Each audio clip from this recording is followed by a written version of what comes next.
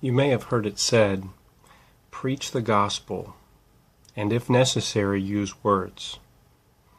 Well, I say to you, preaching the gospel necessitates using words. Many pastors say this, preach the gospel, and if necessary, use words, and they're quoting St. Francis of Assisi. But what many of you may not know is the background behind this particular quote. But before I get into that, this phrase has become kind of the slogan or the motto of lifestyle evangelism. And lifestyle evangelism is kind of this idea that we live a holy life and people see Jesus in us to the point where they come up to us and they ask us about our Jesus, is kind of the idea. And this philosophy is problematic because it removes the conviction to be intentional about sharing our faith. It removes our responsibility. So let's get into what Francis meant by this. You may not know this, but Francis was he founded the Franciscan order of friars and preachers.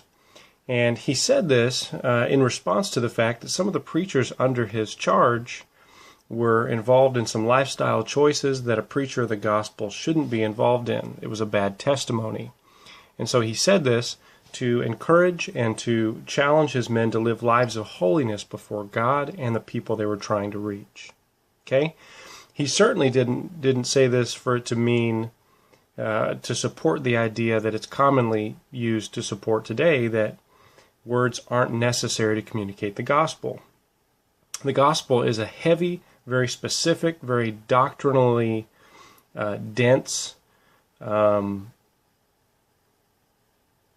doctrinally rich message. But it's a message, and a message requires words. I mean, God himself chose to preserve this message through the written word of God and calls his pastors, his preachers, his apostles in the early church to share it, to preach it.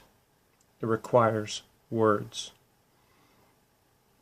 There was a major tenet also of the Franciscan order that Francis said, and this one is not commonly quoted, and he said, a godly life must support the witness of preaching.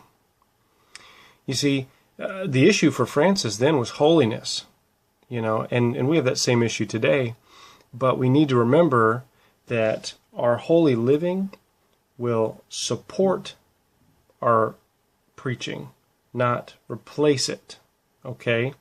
Support, but not replace. Let me read to you Romans chapter 10, starting in 14. Well, in 13 it says, for everyone who calls on the name of the Lord shall be saved.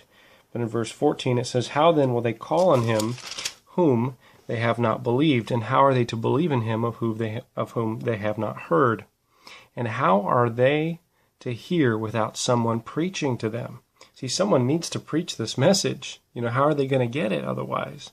They don't get it by osmosis. People don't read our mind. Oh, you're living a holy life, and therefore now I understand the resurrection. I understand what Christ came to do. I understand sin. I understand hell.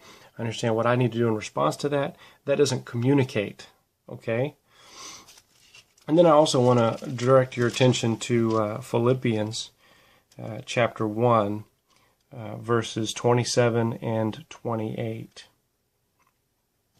Only let your manner of life be worthy of the gospel of Christ, so that whether I come and see you or am absent, I may hear of you that you are standing firm in one spirit with one mind, striving side by side for the faith of the gospel. Paul wrote this right after he just talked about how he was imprisonment. He was imprisoned, and he was sharing his faith even in prison. And so he's working, he's laboring for the gospel even there. And he says, let your manner of life be worthy of the gospel, but strive side by side for this gospel. So your manner of life and striving for the gospel. Let's put those together, okay?